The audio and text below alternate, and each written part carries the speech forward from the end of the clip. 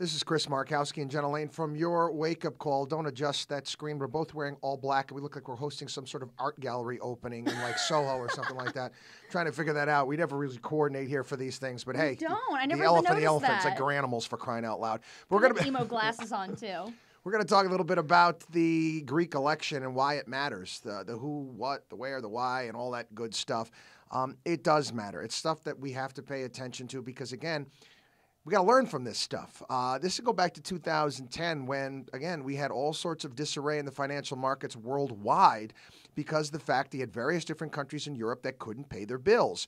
It was a meeting of the minds with the Germans, the French, Finland, also the International Monetary Fund looking to bail Greece out along with Portugal. Ireland got some money too, Italy, Spain, because they couldn't pay their bills. Well, when you spend more than you take in, you can't pay your bills. We do that right now here in this country, and this is what I want to focus on. Take Greece, put it aside. If our borrowing costs go up, Federal Reserve has managed to keep rates down with the various different measures that it's taken. But let's be honest here. Money isn't free, and it's not going to be free forever. If our interest rates, our borrowing costs go up, because essentially the United States Treasury almost operates like a Ponzi scheme where they're borrowing money to repay all old debts, and then adding on top of that. Our budget will be busted because our interest costs will go through the roof. As our debt continues to grow, a larger portion of every year's budget is going to be going to interest costs rather than to actually building roads and fixing things and operating government. Well, and the thing that really concerns me is that, you and I, we can't manage our finances like this.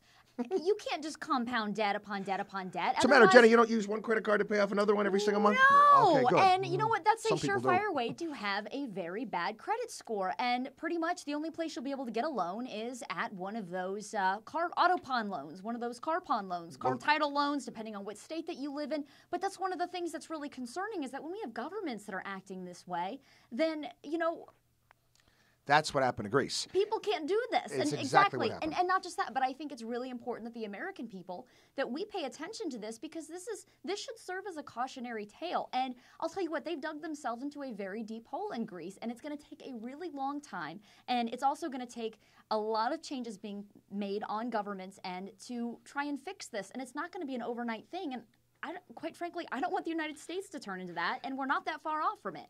We're on that road. There's no doubt about it. We're not nearly as socialist as they are and have as many government programs. And we certainly can't retire at the age of 50 no. due to hazardous working conditions because coming too close to a microphone is deemed hazardous work. Yeah, I love that one. Hairdressers, too. Another hazardous job. You can retire at 50 over there.